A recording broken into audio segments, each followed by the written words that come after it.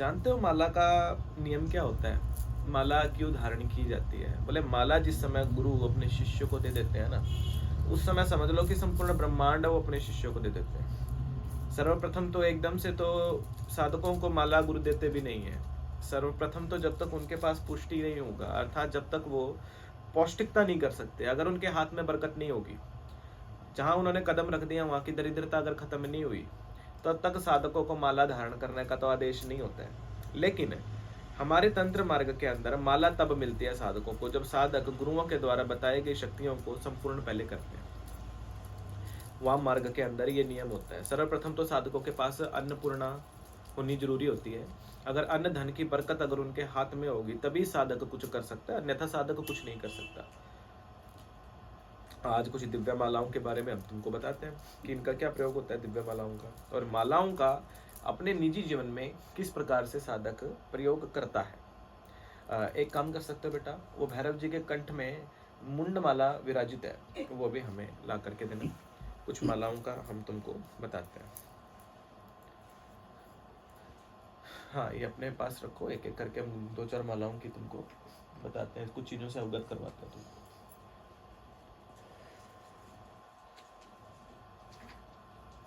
ये जो माला है ना, इसको रुद्राक्षा माला बोला जाता है। सुलझा ले इसको, इसको रुद्राक्षा माला बोला जाता है।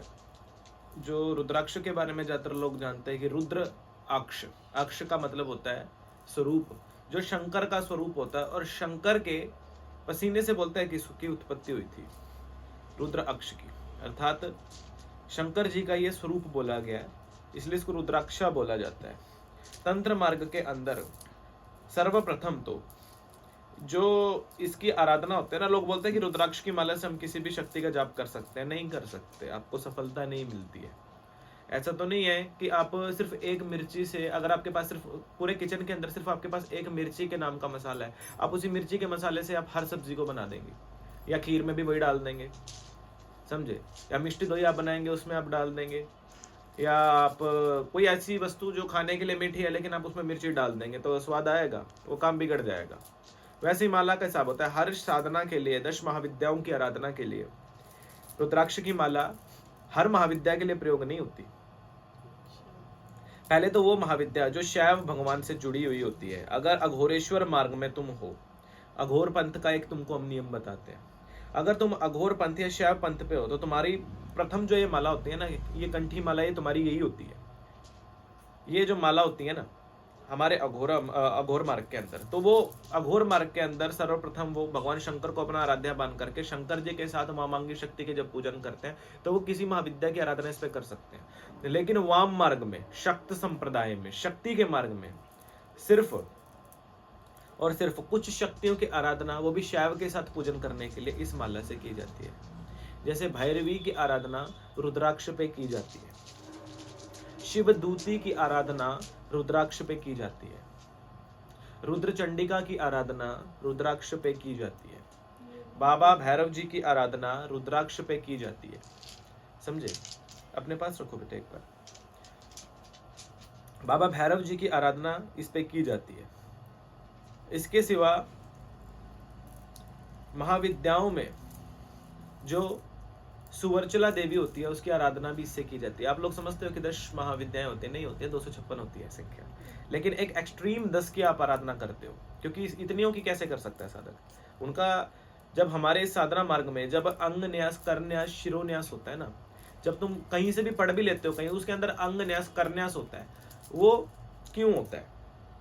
वो मात्र इसलिए होता है कि इतनी शक्तियों की आराधना साधक नहीं कर सकता। तो वहां पे साधक इतनी शक्तियों की साधना करने के बजाय उनको यहाँ पे अपनी इष्ट शक्ति के माध्यम से टच करके, यहाँ पे टच करके, यहाँ पे टच करके, ये अलग अलग शक्तियों को जनरेट कर लेता है, एक्टिव कर लेता है अपने गुरु मंत्र के माध्यम से। तो उसको अलग से जगाने की जरूरत नहीं पड़ती, वो अपने आप से साधक के पूरे शरीर में जागृत हो जाती है, अपने आप सिद्ध हो जाती है, स्वतः सिद्धि मिलती है साधक को। गुरु कृपा का खेल ही ऐसा होता है शक्त संप्रदाय में। तो इसलिए करन्यास, अंगन्यास किया जाता है। और जब करन्यास में शिरो रूप करके, मतलब अर्थात इस माला को जब आप ऐसे शीश पे धारण करके जब आप अंगन्यास करन्यास करते हो, तो शैव मार्ग के अंदर विराजित जो शक्तियां होती हैं जिनका हमने नाम लिया, जैसे शिव दूती का होगी, रुद्र चंडिका होगी, मनुष्य होगी, मनुष्य का भी होता है इससे, तो वो अपने आप एक्टिव हो जाती है। तो उनका जाप आप इस पे कर सकते हो। अन्यथा काली माँ की साधना आराधना इस मार्ग, इस रुद्राक्ष की माला पे नहीं हो सकती। ये भी साधना का एक नियम है। अब बात करते हैं दूसरी माला की, जिसको चंद्रिका माला बोला जाता है। स्फटिक भी इसके जैसा ही दिखाई देता है। स्फटिक और चंद्रिका माला में बहुत अंतर होता है। ये चंद्रिका माला है जो चांद की तरह सफेद होती है। ये देखो, जो शक्ति चंद्रमा से जुड़ी हुई होती है, अर्थात जिसके 5 महाविद्याएं जो होती हैं वो काली कुल की होती है, और 5 महाविद्याएं होते हैं वो श्री कुल की होती हैं। श्री कुल की जो महाविद्याएं होती हैं उसमें सर्वप्रथम जो होती है वो त्रिपुर सुंदरी राजराजेश्वरी, माँ पीताम्बरे, माता उचिष्ट चोंडालिनी, माता कमले और माता महाभुवनेश्वरी होती है। और ये चंद्र लगन में ये प्रथम, वैसे तो बगला होते हैं वो सूर्य लगन के अधिष्ठात्री होते हैं, लेकिन फिर भी किया जा सकता है। तो जिसका चंद्र लगन की जो देवी होते हैं, ऐसे जो नीले तारा होते हैं वो भी चंद्र लगन में आ जाती है, लेकिन है वो काली कुल की। तो ये चंद्रिका माला से उनका जाप होता है और सिद्धि भी मिलती है। और जो साधक इसकी आराधना से, इसको पहले तो माला का संस्कार होता है ना, माला को पहले तम रजस मार्ग से पहले संस्कारित करना पड़ता है। इसको उठाने का, इसको शिरो शीशम धरने का, हर चीज का एक मंत्र होता है, वो हम यहाँ नहीं बता सकते। तो उसके बाद माला को इस प्रकार से कर्धनी करने का और कर माला को साथ में प्रयोग करने का ये नियम होता है। हमने बताया कि इन महाविद्याओं का इस पे किया जा सकता है, धूमावती का भी किया जा सकता है इस पे। वशीकरण का कर सकते हैं इसमें? हाँ, वशीकरण हो जाता है इस पे। हाँ, वशीकरण तो रजे, तुम्हें वशीकरण के लिए तो तुम्हें मालाओं की भी जरूरत नहीं है तुम्हें तो। अच्छा, वो तो तुम क्रियाओं पे कर दो, पुष्प पे कर दो, किसी पे कर दो वो तो। फिर आ जाता है रजे, ये लाल मूंगे की माला, यानी दे बढ़िया।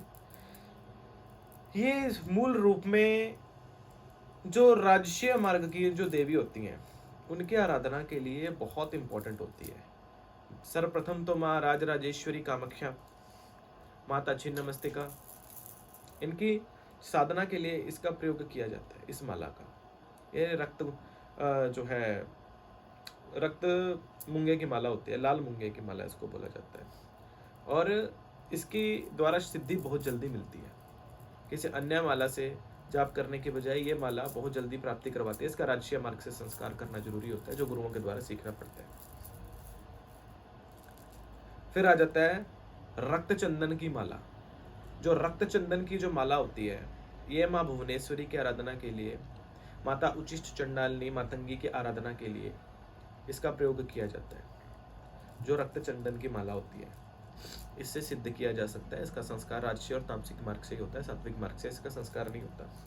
इसके सिवा पीले चंदन की माला और श्वेत चंदन की माला भी होती है, जो भी फिलहाल इसमें नहीं है।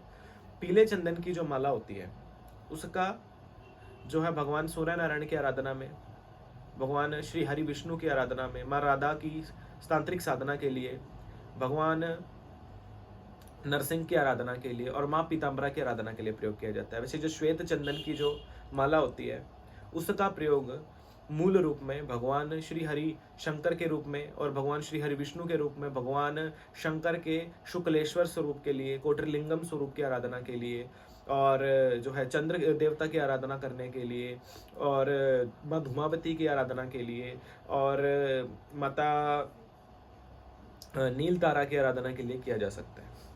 ठीक, उसके बाद होते हैं पीले मूंगे की माला, जो हम खुद भी पहन के बैठे हुए हैं। ये जो पीला मूंगा होता है इसका प्रयोग होता है माँ पीताम्बरा की आराधना के लिए, बगलामुखी की आराधना के लिए। इसका संस्कार राजसी और तामसिक मार्ग से होता है, और पीताम्बरा की साधना से, इसके ऊपर पीताम्बरा का जप करने से बहुत जल्दी आपको सफलता मिलती है। ठीक, ये होते हैं स्फटिक की माला। ये देखो कैसे चमकता, देखो कैसे स्फटिक सोने की तरह चमकता है। स्फटिक की जो आराधना होती है ना, स्फटिक की जो माला होती है, मूल रूप में इससे आराधना की जाती है माँ धूमावती की, माँ काली की, समझे, माता छिन्नमस्तिका की, माँ बगलामुखी की, इससे की जा सकती है। इसको थोड़ा हल्दी लगा के बगलामुखी की माला में भी इसको प्रयोग किया जा सकता है। तामसी और राजसिक मार्ग से इसका संस्कार होता है। ये होता है रक्ता गुंजिका की माला। इसकी आराधना जो आप चौगानन मदानन जो आप बोलते हो, इसमें भी की जा सकती है। विंध्याचल में बसी माँ विंध्यवासिनी की आराधना में भी इसका प्रयोग किया जा सकता है। माता त्रिपुर मालिनी और बाला सुंदरी की आराधना में भी इसका प्रयोग किया जा सकता है। माँ ज्वाला की आराधना में भी, साधना में भी इसका प्रयोग किया जाता है। इसी से साधना आराधना होती है। यह होता है श्वेत गुंजिका की माला। ये पिशाच साधना के लिए होती है, भूत प्रेतों की आराधना के लिए ये होती है। अगर किसी ने भूत प्रेत डायन डाकनी शाकनी योगिनी या मरी आत्माओं से संपर्क बनाना है तो तब साधक इसका जाप करते हैं। ये होती है नरमुंड माला। ये तो नकली है, हम नकली बोलेंगे इसको, क्योंकि देखो नरमुंड माला का मतलब होता है या तो जो कटे शीश जो होते हैं, मुंड जो होते हैं, इसको 108 में पिरो करके, ये इतने ही शीश जो मानव के कपाल होते हैं, इसको 108 में पिरो करके ऐसे मुंड माला का निर्माण किया जाता है। या फिर इसके बजाय जो अस्थि माला भी होती है, वो अस्थि माला क्या होता है, जो मुंड के ऊपर लगे हुए जो ये कान होते हैं, अपने कान के पास यहाँ हड्डियाँ होती है, कनफड़े की जो माला होती है वो 108 कपालों में, जैसे इसमें हम दिखा देते हैं, जो है मुंड है, इसमें जो है यहाँ की जो माला होती है ना, यहाँ पे निकाल करके ये कनफड़े की माला होती है, तो इससे माला बनती है। और ये शमशान साधना के लिए, माँ उग्रतारा की आराधना के लिए, माँ भगवती शमशान काली की आराधना के लिए इनमें इसका प्रयोग किया जाता है। ठीक। और मुंड माला होती है वो संपूर्ण कपाल माला, जिसमें इसका प्रयोग किया जाता है। ये 7 या 10 कपालों की होती है। ये हमारी भी है ये, लेकिन हम छुपा के रखते हैं, संसारिक दृष्टिकोण से हम दिखाते नहीं है किसी को। ये हमारे पास भी इसकी है। अगर हम पहन के घूमने बैठ जाए तो संसार में लोग हमसे डरना शुरू हो जाएंगे। दिखाने की चीज़ें नहीं होती हैं, इंटरनेट पे तो बिल्कुल भी नहीं। तो सिर्फ एक माध्यम हमने बताया आपको कि ऐसे जो ये बाजार में जो ऐसी मालाएं मिलती हैं, इसको लोग नरमुंड की माला समझ लेते हैं। देखिए ये माला नरमुंड की नहीं होती है, ये किसी न किसी हड्डी की, मतलब हड्डी तो छोड़िए, पता नहीं किस मटेरियल की, पता नहीं पत्थर की होती है, ये क्या होता है ये, क्योंकि ये असली नहीं होती है। इसके सिवा जो ऊँट की रीढ़ की हड्डी की जो माला होती है वो भी तंत्र शास्त्र में प्रयोग हो जाती है, वो भी ऐसी होती है, उसमें भी नरमुंड बनाए होते हैं, वो ऊँट की हड्डी की होती है। वो मूल रूप में डाकनी की आराधना के लिए प्रयोग की जाती है, वो उसका प्रयोग होता है। ये तो सिर्फ गले का भार बढ़ाने के लिए होती है, सिर्फ एक स्वरूप प्रतीक होता है कि ये मतलब हमने पहना है, ये असली नहीं होता है। ये कहीं से भी कोई भी लोग बोलते हैं कि नरमुंडों की माला, नहीं नहीं, ये जस्ट एक शो पीसेस जिसको हम बोलते हैं, ये वो होता है। लेकिन अगर अस्थियों की माला अगर साधक करे, जो अस्थि होती है, अस्थि माला जो हमने बताया कि मानव की जो रीढ़ की हड्डी होती है उससे भी माला बनती है, उसको अस्थि माला बोला जाता है। अगर अस्थि माला साधक धारण करता है तो अस्थि माला का नियम ये होता है कि उसको कारुण में डुबा के रखना पड़ता है और तामसिक और राजसिक मार्ग से उसकी आराधना होती है। और उसका जो प्रयोग होता है वो शमशान में शव साधना के लिए प्रयोग किया जाता है। जो शव साधना होती है वो अस्थि साधना के द्वारा, अस्थि माला के द्वारा होती है। जो लोग बोलते हैं कि शमशान जगाना, शमशान सुलाना, शमशान में पूजा करना, शिव पूजा करना, शैव पूजा करना, शाक्त पूजा करना, शमशान में डाकनी योगिनी की आराधना करना, वो अस्थि माला से ही उसका जाप होता है। पैशाचिक साधनाएं जो होती हैं या इत्र योनि की जो साधनाएं होती हैं वो अस्थि माला से होती हैं। और अस्थि माला हमारे पास है, लेकिन हम ओपनली इन चीज़ों को हम दिखा नहीं सकते लोगों को। ठीक। उसके बाद आ जाती है राजे त्रिपुर माला। वो हरे रंग की होती है, और जैसे ये माला है ऐसे हरे रंग में होती है, वो त्रिपुर की माला बोला जाता है उसको। वो होती है जो हरे मूंगे की माला भी बोल देते हैं, त्रिपुर माला भी उसको बोल देते हैं। हरे मूंगे की जो माला होती है वो प्रयोग की जाती है। वो होती है माता मातंगी की आराधना के लिए, वन दुर्गा की आराधना के लिए। इसमें इसका विशेष फल मिलता है, क्योंकि इसमें अभी नहीं है, अंदर रखे होंगे, वो हम दिखा देंगे तुमको। एक पिंक कलर की माला भी आती है, पिंक पिंक जो कलर। पिंक जो माला होती है ना राजे, वो होती है गुड़ियाल की माला। गुड़ियाल की जो माला होती है ना राजे, वो पहाड़ी शक्तियों के लिए होता है, जैसे परी साधना हो गई, या फिर जो ऐसी शक्तियां जो राजे जिनका एक्सीडेंटली मृत्यु हुई हो, उनको बुलाने के लिए वो गुड़ियाल की माला उसका प्रयोग किया जाता है उसमें। तो ऐसे कई ऐसे गुप्त मालाएं होती हैं बेटा, गुप्त साधना होती है। ऐसे नहीं कि लोग कोई भी मतलब गले के अंदर कोई माला पहन रहा है, कोई उसका संस्कार नहीं लोगों ने किया, कुछ नहीं किया, तो ये गले का भार बढ़ाने के सिवा और कुछ नहीं करती हैं। फिर ये जब तक ये एक्टिव ही ना हो, फ़ोन तो ले लिया, जब तक उसको चार्ज ही नहीं किया तो वो फ़ोन किस काम का, वो गले का वो मतलब तुम्हारे ये जो पॉकेट में भी डाल ले तो वो पॉकेट का भार बढ़ाएगा, किसी काम का तो है नहीं।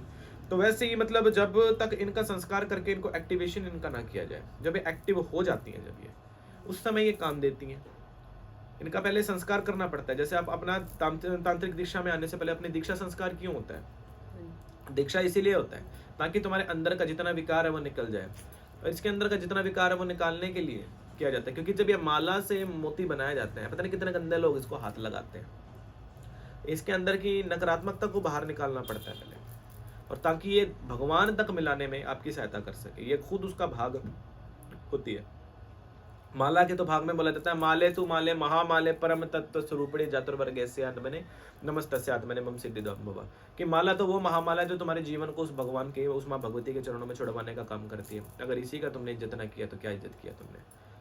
जब तक साधक योग्य नहीं होता, साधक को गुरु महाराज भी माला नहीं देते, तब तक हमारे मार्ग में तो नहीं देते। बाकी आजकल तो पाखंडी गुरुओं ने माला को बस एक ट्रेंड बनाया हुआ है कि चाहे उसको माला का नियम फेरने का ना पता हो, लेकिन वो गले में 70 माला डाल के घूमेगा और दिखाएगा कि देख भाई हम माला वाले हैं। और हमने एक भी नियम पूछ लिया माला का तो वो माला का नियम नहीं करवा सकता।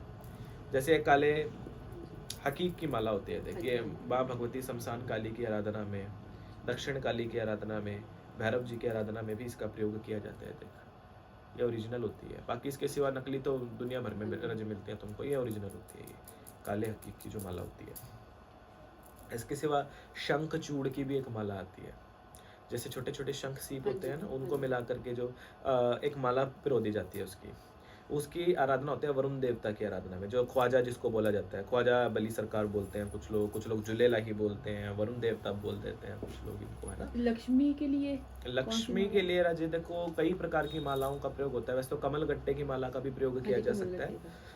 और इसके सिवा राजे स्वर्ण की जो माला होती है ना, जैसे स्वर्ण धातु होता है वो लक्ष्मी का स्वरूप होता है, उससे भी इसका प्रयोग किया जाता है। जो मखाने होता है, मखाने से भी इसका माला बनती है। अगर किसी पे यदि साध्यता ना हो, एक समय व्यवस्था ना हो, तो जो मखाने होते हैं ना, या फिर जो सूरजमुखी के जो बीज होते हैं उसको पिरो करके भी इसकी माला बन सकती है। इसकी मैंने सोचा कौड़ी नहीं होती, कौड़ी लक्ष्मी के लिए ना, वो भी लक्ष्मी उसकी 108 की माला बना के माला उसके घर में बना के अपने आप ही कर लें। कामाख्या की भी होती है इससे। अगर करना है पीले मूंगे, पीली कौड़ियाँ जो होती हैं, हाँ, जो सफेद होती हैं वो कामाक्षिका की होती हैं। अच्छा, वो कामाख्या, और कामाख्या की दूसरी कामाख्या की सफेद होती हैं, इसकी लक्ष्मी की पीली होती हैं। बगलामुखी का भी लक्ष्मी जो होती है ना, एक बताएं तुमको, लक्ष्मी को तुम बगलामुखी के रूप में भी पूछ सकते हो, लक्ष्मी को तुम शेरावाली के रूप में भी पूछ सकते हो। वो एक ही बात होता है। ये बहुत कम लोग जानते हैं कि कहीं दुर्गा की मूर्ति है तो लोग समझते हैं कि माँ शेरावाली होगी, माँ वैष्णो देवी होगी। ऐसा नहीं है।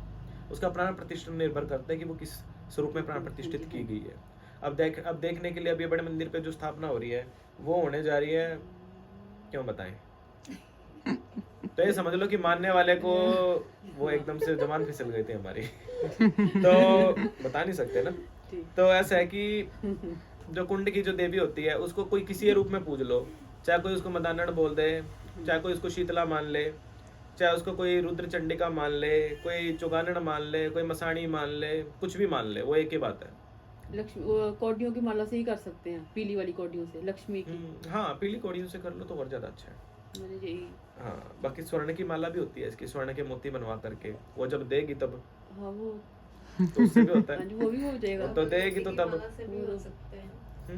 कमल गट्टी की माला से भी कर सकते हैं। बताया ना हमने कमल गट्टी का। तो ये बहुत सारी ऐसे मालाएं होती हैं बेटा जो जीवन में भाग देती हैं। अगर लोगों को पता ही ना हो तो उन मालाओं का क्या फायदा। वो तो करो, अच्छे से करो। तांत्रिक मालाओं को तो अपने आप में बड़ा महत्व होता है। इसके से और भी कई मालाएं होती हैं।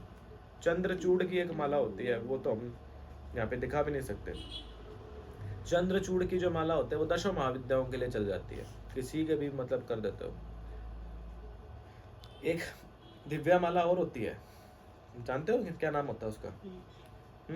आप बताओगे तो भी पता चलेगा। चर्माभृत माला। चर्माभृत माला जो होती है ना, 100 वर्ष पुराने किसी मरे हुए मनुष्य की चमड़ी से उस माला के मोतियों का निर्माण किया जाता है। माला का नाम ही अजीब है। और उसकी आराधना पता है किसके लिए होती है? जो नरक में विराजित जो राक्षस होते हैं ना, उनके निर्माण करने के लिए। जैसे कोई बोलते हैं ना ब्रह्मो राक्षस, साधक खुद ब्रह्मो राक्षस को बेताल का निर्माण कर सकता है अपनी नकारात्मक ऊर्जा के माध्यम से। क्योंकि तुम सकारात्मक अपने पास रख लेते हो मार्जन तर्पण और सब क्रियाएं करके, नकारात्मक को बाहर निकाल के फेंक देते हो। जिस समय लोगों की नकारात्मकता को एकत्र करके जब तुम इकट्ठा कर लेते हो, उनको अपनी ऊर्जा के माध्यम से एक बेताल का रूप दे देते हो।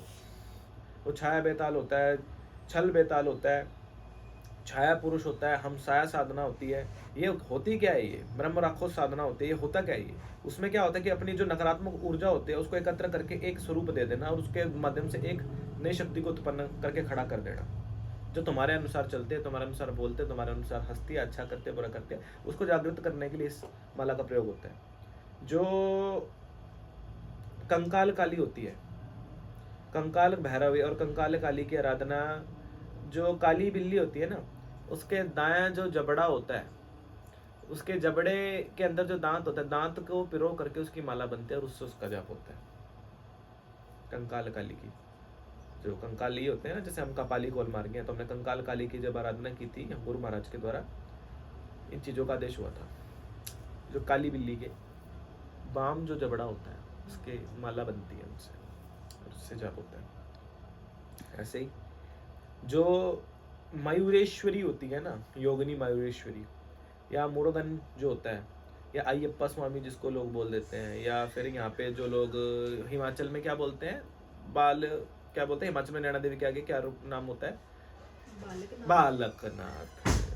उस बालकनाथ, जो मोर के जो पंजे होते हैं ना, ये जो मोर के नाखून होते हैं, उसकी जो माला होती है, उससे इसकी आराधना होती है। मोरगन्ना स्वामी इसको बोल दिया जाता है, अयप्पा स्वामी इसको बोल दिया जाता है। तो ये अलग अलग स्थानों पे नाम इनके अलग अलग है, स्वरूप वही है, एक ही बात होती है। ये अलग अलग जगहों पे लोग बस लोक भाषी बोल देते हैं और कुछ नहीं है। तो इस प्रकार से ये जो चीज़ें होती हैं, मालाएं होती हैं, बहुत सारी होती हैं। आज इस वीडियो में हमने कुछ मालाओं का हमने वर्णन किया है, तांत्रिक मालाएं जो जीवन में प्रयोग करने पड़ते हैं, साधकों को गुरुओं के द्वारा सिद्ध करनी पड़ती हैं। इसी के साथ नेक्स्ट वीडियो में हम बात करेंगे हवन में प्रयोग होने वाली लकड़ियों के बारे में, कि कौन सी लकड़ी से पे हवन करने से किस प्रकार की सिद्धि प्राप्त होती है और कौन सी महाविद्याओं को कौन सी लकड़ी के द्वारा सिद्ध किया जाता है हवन करके। एक गुरुजी जिसमें कितने सारे कलर के बीड्स होते हैं, वो कौन सी माला? नवरत्ना माला। वो किस लिए होती है? नवग्रह की शांति के लिए, नवग्रह की शांति के लिए भी होती है और नवग्रह की सिद्धि के लिए भी होती है, नवदुर्गा की सिद्धि के लिए भी होती है। वो नवरत्ना माला होती है, समझे?